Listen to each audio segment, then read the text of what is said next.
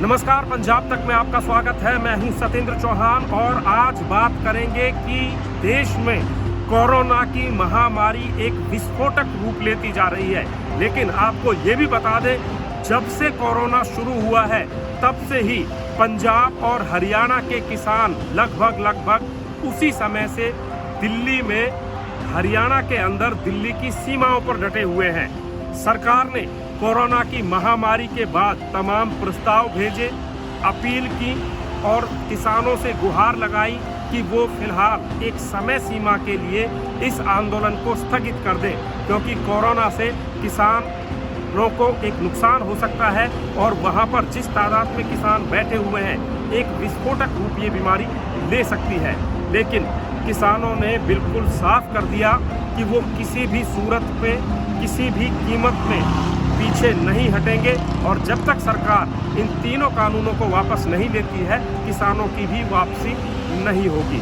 लेकिन अभी हाल ही में एक सुगबुगाहट चली है कि 2 मई को बंगाल सहित कई राज्यों के चुनाव परिणाम आने हैं और इन परिणामों के बाद और इन परिणामों के समय में कोरोना का जो ये सिलसिला है, ये लगातार एक विस्फोटक स्तर पर पहुंच सकता है।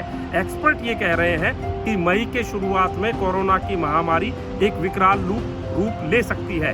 लिहाजा सरकार की तरफ से अब इस तरह के जो है संदेश आ रहे हैं कि 2 मई के बाद सरकार इन किसानों को बॉर्डर से हटाने के लिए कोई कदम उठा सकती है। वो बात अलग है कि कई अपीलें सरकार कर चुकी है।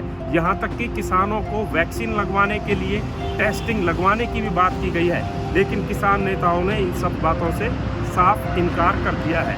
अब किसान नेताओं को भी कहीं ना कहीं इस बात का अंदाजा हो चला है कि 2 मई के बाद सरकार कहीं ना कहीं कोई रणनीति बनाकर किसानों को समझा बुझाकर या बल प्रयोग करके यहाँ से हटाने का प्रयास कर सकती है। लिहाजा किसानों ने भी अब धीरे धीरे अपनी आंदोलन की रूपरेखा को आगे बढ़ा दिया है और एक बड़ी तादाद में किसान भी धीरे धीरे एक बार फिर से दिल्ली के बॉर्डर की तरफ बढ़ने लगे हैं। तो क्या भविष्य में किसानों और सरकार के बीच टकराव बढ़ सकता है? हालांकि ये अभी भविष्य के गर्भ में है, लेकिन कोरोना की महामारी को देखते हुए किसानों को सरकार के प्रस्ताव पर विचार जरूर करना चाहिए। पंजाब तक में फिलहाल इतना ही। बाकी देश, दुनिया, हरियाणा, पंजाब समेत उत्तर भारत की तमाम खबरों, जानकारियों, विश्लेषण और अपडेट्स के लिए आप हमारे साथ जुड़े रहिए। पंजाब तक को देखते रहिए, पंजाब तक को लाइक, शेयर और सब्सक्राइब करते रहिए। एक नए बुलेटिन, नई बात के साथ जल्द आपसे मुलाकात।